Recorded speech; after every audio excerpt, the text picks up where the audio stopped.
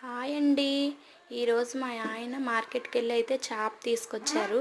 నేనైతే చేప ఫ్రై చేసి పులుసు అయితే పెడదాం అనుకున్నాను, కానీ అన్న అయితే తేలేదు, కొంచెమే తెచ్చాను, పులుసు పెట్టేసి అన్నారు. నేనైతే పులుసు పెట్టేశాను. నా స్టైల్లోని చేపల పులుసు వీడియోలో చూడండి. నా స్టైల్లో ఎలా చేశాను, మీ స్టైల్లో ఎలా చేస్తారో కామెంట్ చేయండి.